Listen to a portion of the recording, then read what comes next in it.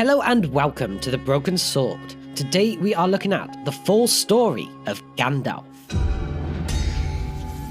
Build me a throne worthy of Mordor.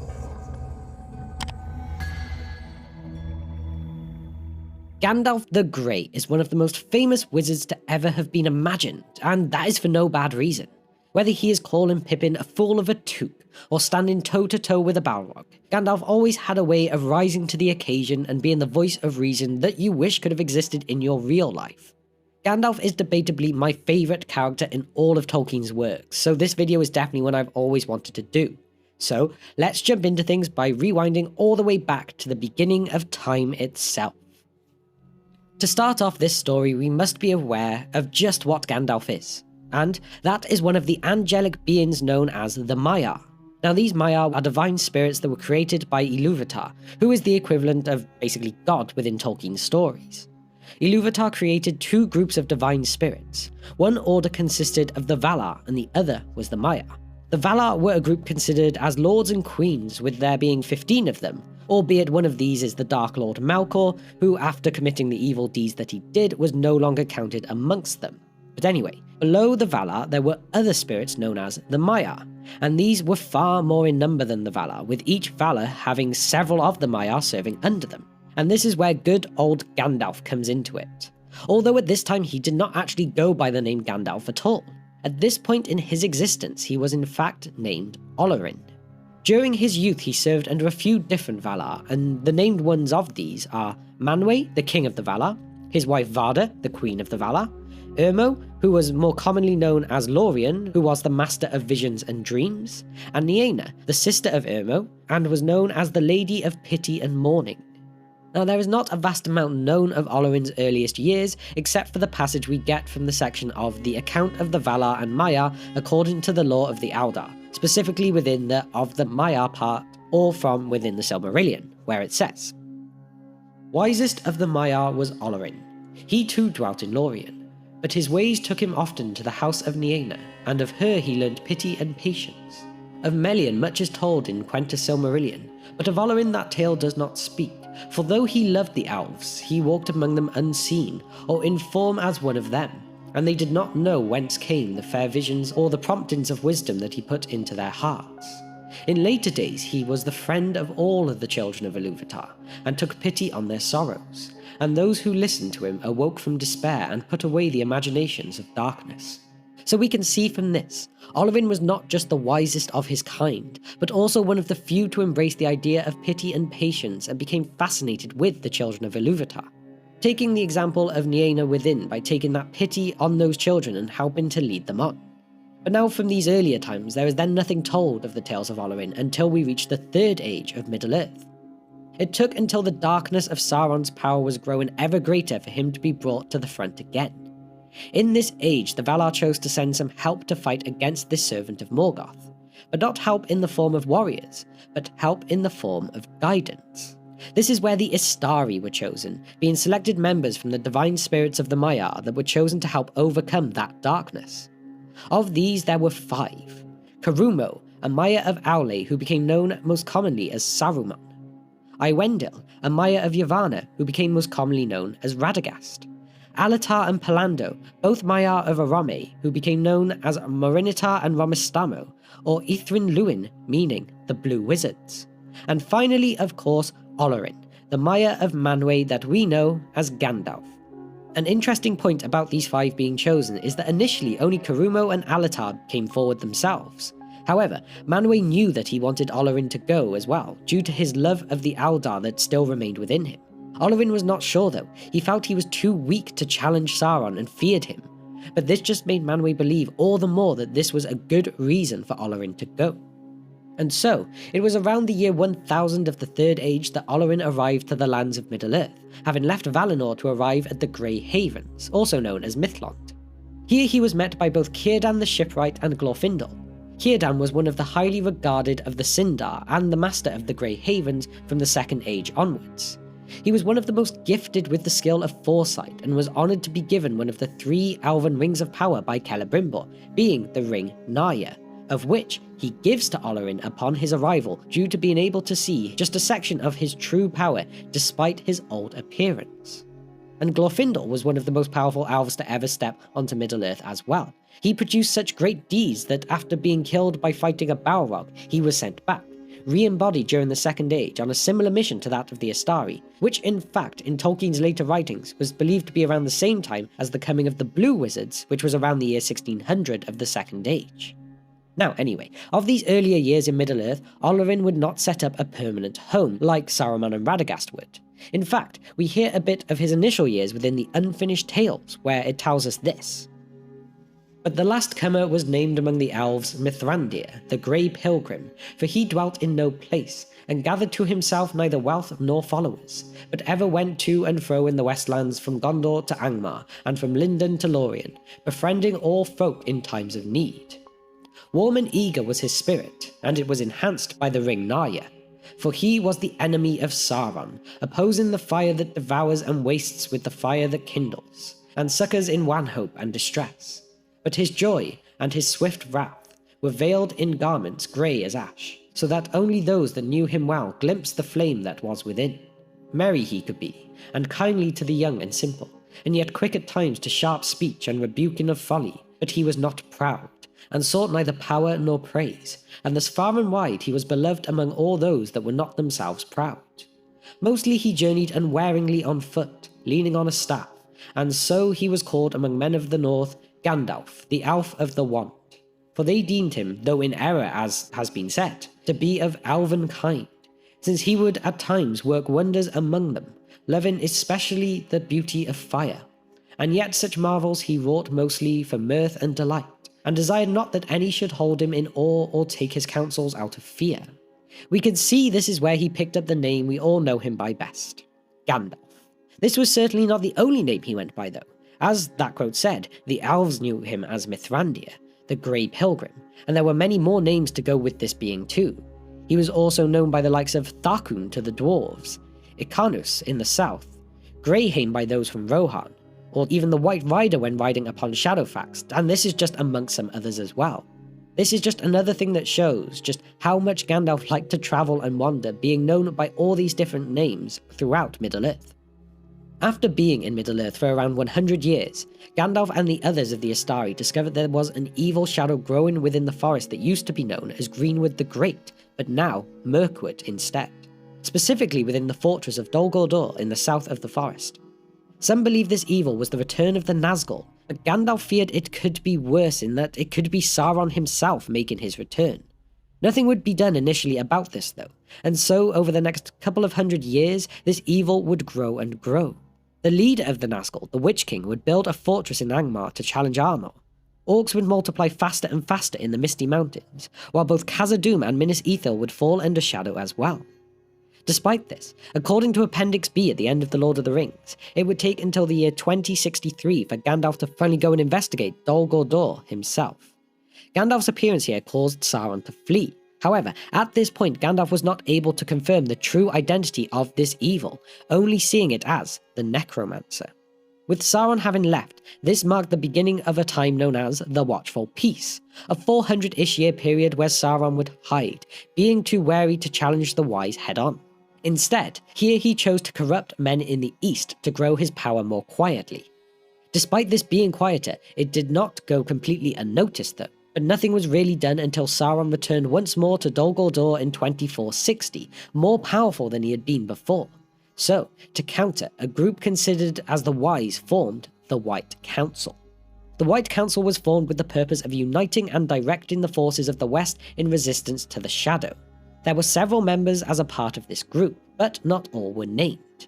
The clearly stated members were Gandalf, Galadriel, Saruman, Elrond, and Círdan, with other lords of the Eldar said to have also joined. It was Saruman who was appointed as the leader of this council, although initially Galadriel had wished for Gandalf to be the leader, but due to Gandalf wishing to never set down roots and being able to continue wandering as and when he wished, he declined this offer. Not much apart from the initial leader seemed to be decided at this first meeting, so Gandalf went back to his wanderings. In the following years, Gandalf visited many places, and it was around this time that he first came across the people known as the Hobbits in the Shire, and he quickly befriended them. This turned out to be quite fortunate for the hobbits as well, as Gandalf gave them great aid to when they suffered the long winter in 2758. It was also here that Gandalf first witnessed the bravery and willpower of this race, which of course would set up many of his plans in the future. There was another period of quiet from Gandalf for the next 100 years, until he took it upon himself to look for the Dwarf King Thrain II of the Lonely Mountain, who had disappeared while camping under the eaves of Mirkwood, where he had in fact been captured and taken to Dol Guldur to be tortured by Sauron, so that he could take back the Dwarven Ring of Power that he had in his possession. Initially, Gandalf had no joy in locating him though. During these travels, said to be after the year 2845, Gandalf had travelled into and through the abandoned realm of Khazad-dûm in his search. He had entered from the east and exited through the doors of Durin on the western side. Having exited this side meant that he did not learn how to open them from the outside, as becomes apparent later as a part of the Fellowship. A few more years would pass when Gandalf would return once again to Dol Guldur, in secret this time, and this would be in the year 2850. Here he found Thrain within the pits, but not just this. Gandalf made the important discovery here that the Necromancer was in fact not one of the Nazgul. It instead was indeed Sauron. Gandalf managed to escape from this and returned back to the other members of the White Council, announcing to them what he had discovered. He urged them to attack Sauron now, before he could regain more of his strength, before he could find the One Ring. However, Saruman, as the leader of this council, declared it would be better to watch and wait to see what unfolds, and not act rashly now. After all, the One Ring had been lost into the Anduin a long time ago. Many agreed with Saruman, so they did not attack at this time, but no one would yet realise Saruman's true intentions for suggesting this. The years would continue to roll on, and Gandalf would become wary of events going on elsewhere. He heard word that Smaug the Dragon had claimed Erebor and destroyed the town of Dale, which led Gandalf to worry Sauron would try to create an alliance with this great beast to further enhance the strength of his forces, as well as gaining a stronger hold of the northern passes as well.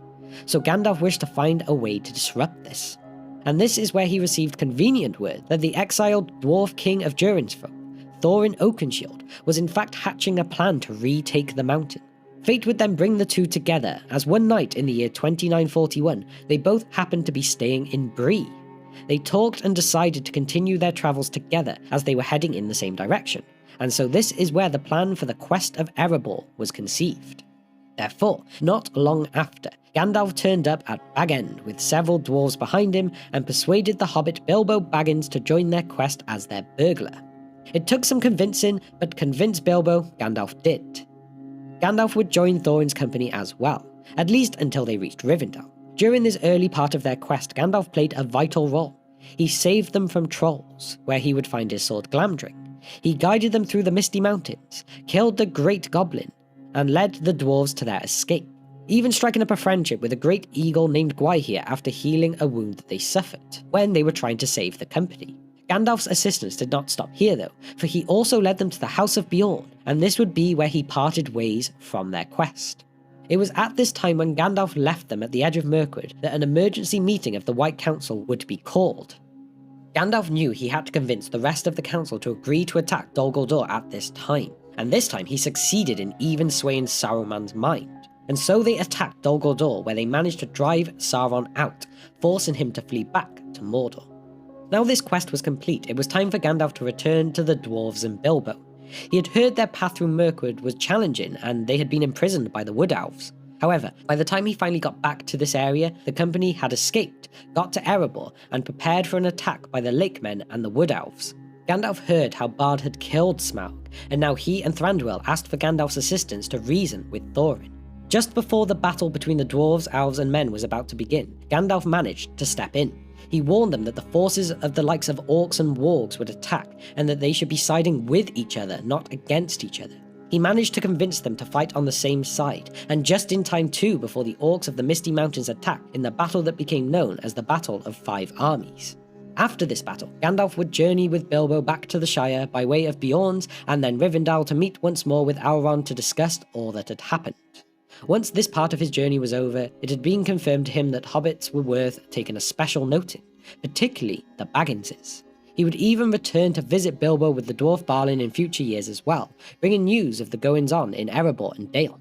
There were a few years of quiet before Sauron would declare himself openly in Mordor, When this happened, the White Council met for their last time, this being in the year 2953, where they discussed what to do next about the Rings of Power. Here, Saruman's jealousy of Gandalf finally got the better of him, for he sent spies to start watching the Grey Wizard afterwards. This in turn meant Saruman learned of the existence of the Hobbits and the Shire, noting specifically that Gandalf had a great interest in these people. It was from this time that Saruman began sending his spies to keep a watch over Bree and the surrounding areas along with it. Around this time too, Gandalf learned of the creature Gollum's mission to find Bilbo Baggins and reclaim the precious that was stolen from him. However, Gandalf would not give him the attention that he should have at this time, as he discusses with Frodo in the chapter of The Shadows of the Past in The Lord of the Rings, where he says, "The Wood Elves tracked him first, an easy task for them, for his trail was still fresh then. Through Mirkwood and back again it led them, though they never caught him. The wood was full of the rumour of him, dreadful tales even amongst beasts and birds. The woodmen said that there was some new terror abroad, a ghost that drank blood. It climbed trees to find nests, it crept into holes to find the young, it slipped through the windows to find cradles. But at the western edge of Mirkwood the trail turned away. It wandered off southwards and passed out of the Wood Elves' ken, and was lost. And then I made a great mistake. Yes, Frodo, and not the first, though I fear it may prove the worst. I let the matter be. I let him go. For I had much else to think of at that time, and I still trusted the law of Saruman." Gandalf would come to meet an important man next in the year 2956, and this is someone you are likely to have heard of, Aragorn, son of Arathorn and heir of Isildur. They quickly bonded and became friends in their joint quest to finally overthrow the Dark Lord Sauron. Aragorn was not the only man he would befriend in this time though, with another being Faramir, son of Denethor, during his visits to Gondor. Gandalf would teach him many things, which would cause great displeasure in Denethor, not liking that his son was becoming some wizard's pupil. This was very much a time of great travelling for Gandalf, visiting lands all over the western part of Middle-earth, with the Shire continuing to be one of his most frequently visited locations, keeping a keen eye on a never-aging Bilbo, as well as his younger cousin, Frodo Baggins, who appeared to be cut from the same cloth as Bilbo. Gandalf's mind did quite often veer back towards Bilbo, specifically to the magical ring that he found on the Quest of Erebor adventure, and the way Bilbo lied about how he originally got it. This was very un-Hobbit-like, and so he made sure to keep a close eye on him. Gandalf would return to Bag End once again in the year 3001 for Bilbo's 111th birthday and farewell party. With Bilbo leaving the Shire, Gandalf knew he must convince him to leave this ring behind, which he manages to persuade him to do. Gandalf was strongly starting to believe that this was indeed one of the magical rings of power, and so, after warning Frodo to never use the ring, but to keep it safe and keep it secret, Gandalf headed into the wild to hunt once again for the creature Gollum to maybe find some answers. Gandalf asks for help on this quest from Aragorn and his fellow Rangers of the North, with Aragorn helping him directly and the Rangers helping to guard the borders of the Shire. This hunt would go on for several years, with Gandalf only occasionally popping back in to check up on Frodo, but only ever under the veil of nightfall.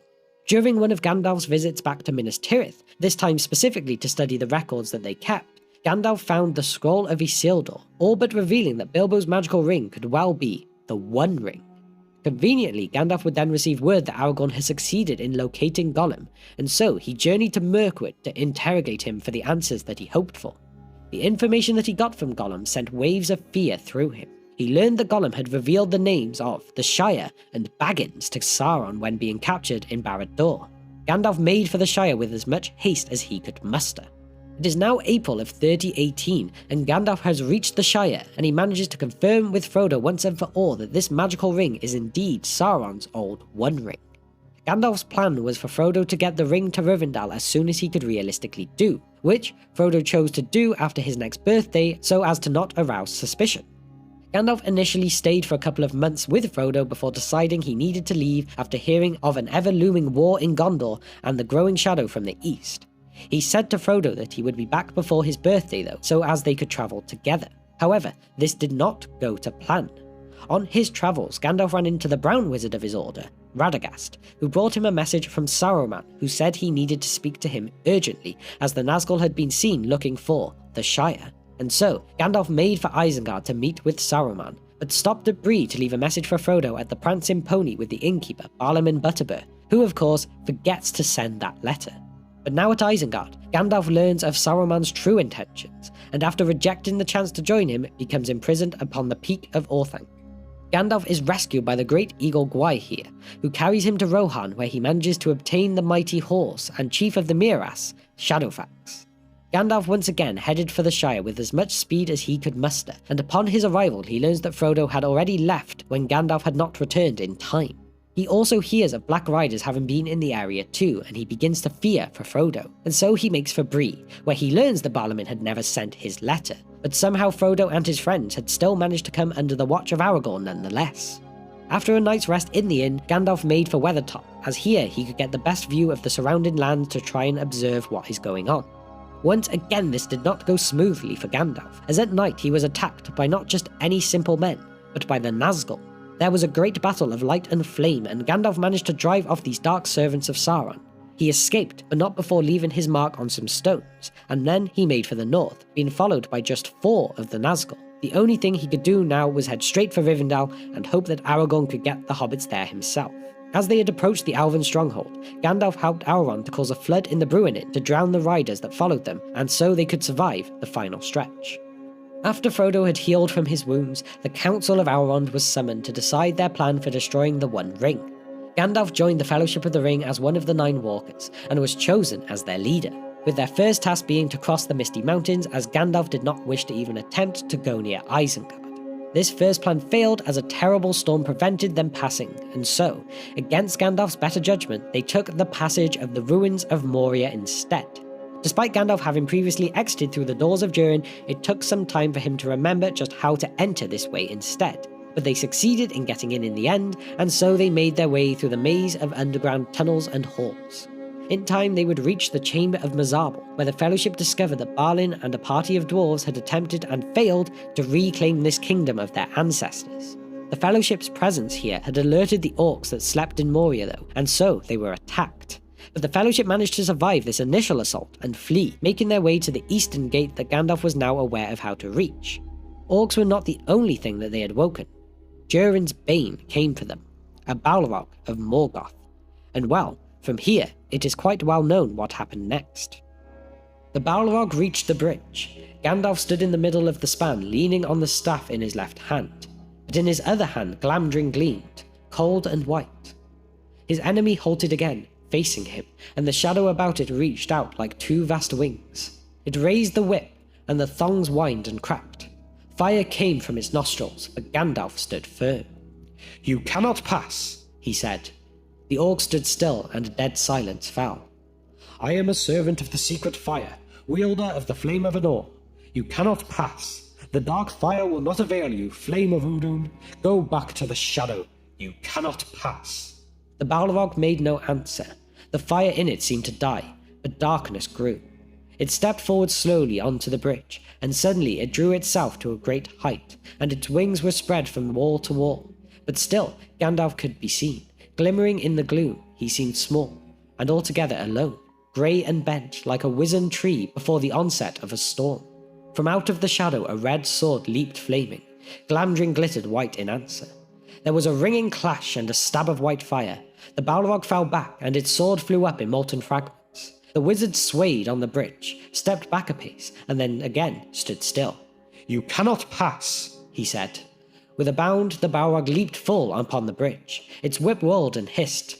"He cannot stand alone," cried Aragorn suddenly, and ran back along the bridge. "Elendil!" he shouted. "I am with you, Gandalf." "Gondor!" cried Boromir, and leaped after him. At that moment Gandalf lifted his staff and cried aloud. He smote the bridge before him. The staff broke asunder and fell from his hand. A blinding sheet of white flame sprang up. The bridge cracked. Right at the Balrog's feet it broke, and the stone upon which it stood crashed into the gulf, while the rest remained, poised, quivering like a tongue of rock thrust out into emptiness. With a terrible cry the Balrog fell forward, and its shadow plunged down and vanished. But even as it fell it swung its whip, and the thongs lashed and curled about the wizard's knees, dragging him to the brink. He staggered and fell, grasped vainly at the stone, and slid into the abyss. "Fly, you fools!" he cried, and was gone. That was not the end of our Grey Wizard, though. He fell and fought for a long time with the Balrog. There was 8 days of combat between the two, fighting from the deep places below them all the way to the peak of the Endless Stair. Upon reaching the top, they fought for 2 more days and nights, but eventually Gandalf managed to throw down his enemy onto the mountain's side. However, this took the last of Gandalf's strength, and so although technically he did not die, his spirit did leave Middle-earth. Again, this is not the end of Gandalf's story though, as Ilúvatar stepped in, and because of his commitment to his quest and the manner of his death, Gandalf was sent back once again with his same mission. However, this time he was granted the power to reveal a greater amount of his true Maya strength, even though he was still there to support and guide. And so this is where Gandalf the White now had arrived in Middle-earth, being sent back to the mountaintop where he had slain the Balrog. From here, the great eagle Gwaihir once again came to his assistance, carrying him off and taking him to Lothlorien. Here he was received by Galadriel, who fitted him with new clothes and a new staff, as well as updating him on just how the Fellowship were getting on. Upon hearing of Frodo and Sam splitting from the rest, Gandalf knew he could not help them now. So instead he made to find Aragorn, Legolas and Gimli as they hunted for Merry and Pippin. After reuniting with his friends, the 4 of them made for Edoras, where Gandalf released Theoden from Grima Wormtongue's poisonous grip and encouraged him to prepare for war. And so, by Gandalf's advice, King Theoden took his army to Helm's Deep as their best form of defense, while Gandalf went off on Shadowfax to find the rest of Rohan's forces led by Erkenbrand. Gandalf managed to find them and bring them to Helm's Deep just in time. Helm's Deep was under siege, and thankfully these reinforcements of Gandalf and Erkenbrand broke the siege and saved the men inside. Now with Saruman's force defeated, Gandalf knew he must go and see the wizard himself. Saruman had become trapped in his tower after the Ents of Fangorn, along with Merry and Pippin, had ruined the outer walls of Isengard and the orcs that stayed there. Gandalf wished to forgive and gain knowledge from Saruman, but Saruman refused this, insulted. And so, Gandalf expelled him from the Order and from the Council, also breaking his staff. Now that there was definitely no hope for Saruman, Gandalf's mind quickly turned towards Gondor. He knew Sauron would be launching his attack at any time, and they had to go to their aid. He advised Theoden to prepare to ride to Gondor as reinforcement, as he took Pippin to ride with him straight for Minas Tirith. Upon their arrival to the White City, they were met by an unwelcoming Denethor II, the ruling steward of the city. Denethor did not ban Gandalf from the city, but he certainly did not like him being there. Soon after, Gandalf would ride out of the gates on Shadowfax to drive away the Nazgul that were trying to stop Faramir's forces' retreat after losing Osgiliath, a good showing of a small percentage of his true power. And from saving Faramir, he learned of Frodo and Sam still being alive and still pushing on their mission. This was good news to Gandalf at the very least. As Gandalf had predicted, Sauron's forces led by the Witch King of Angmar would come and lay siege to Minas Tirith. Gandalf did all he could to encourage and lead the men of Minas Tirith in their defense, countering the fear that the Nazgul instilled in their enemies. But there was little he could do to defend against catapults, and so it did not take long for the bottom level of the city to start falling and be caught on fire. Gandalf would lead by example though, as when the forces of Mordor broke the main gate, Gandalf alone stood at the entrance to fight off any enemies. It was not just any enemy that appeared here though. It was the Witch King of Angmar that rode himself upon his horse into the archway. Gandalf did not waver. However, this standoff never reached its climax as the horns of Rohan sounded out. Theoden and his army had arrived just in time, and so the Witch King sped off to deal with this threat. There was no rest for Gandalf though, as Pippin found him and told him of Denethor's plan to burn both himself and Faramir alive, as grief had overcome him. Gandalf managed to save Faramir just in time, but not Denethor. As for the siege though, after the arrival of both the Rohan force and the force brought by Aragorn from the southern fiefs, the forces of good managed to break the siege and wipe out Sauron's attacking force. Gandalf's role in this battle can really not be understated. Again though, there was no time to rest after this battle, as Sauron still had power, and so the leaders of the remaining men elected Gandalf as their leader for the remainder of the war. Gandalf knew that whatever they did would be in vain if Frodo was to fail his mission, so they needed to do anything they could to help him complete his quest. He advised they took their armies north to the Morannon and distract Sauron so that Frodo's passage, which would most likely be coming from the opposite direction, could go, hopefully, unnoticed. And yes, this would result in the loss of a lot of their lives, but it is all that they could really do to help. And so, they took their forces and marched upon the Black Gates of Mordor. Upon their arrival, they were met by the mouth of Sauron, who attempted to intimidate the force by revealing Frodo's mithril vest to them, saying that they had captured and tortured the hobbit that it belonged to. Gandalf would accept nothing Sauron could offer in terms of a surrender, so they prepared themselves for what could possibly be their final battle. It worked though, and Sauron sprung their trap, emptying his lands to destroy this force of men. Gandalf's plan had truly worked, as, when the battle was in its full throes, the ring was destroyed. Not by Frodo though, but by Gollum falling backwards into the lava with it. Either way though, their mission had succeeded. The Tower of Barad-dûr began to collapse, the Nazgul burned away, and Sauron was now nothing more than a shadow of what he had once been. One more time here, the great Eagle Gwaihir came to Gandalf's assistance, taking him to go and see if they could find the surviving Frodo and Sam. The joy that Gandalf felt when he found them was incredible, and so the two hobbits were saved. The quest was a success, and they could now begin to rebuild their lives once again. All survivors would then return to Minas Tirith, where they would witness the coronation of Aragorn into King Elessar, with Gandalf setting the crown upon the new king's head. Gandalf's mission was complete, and so, after travelling back with the hobbits to the borders of the Shire, Gandalf would go off to spend his time to talk with good old merry Tom Bombadil.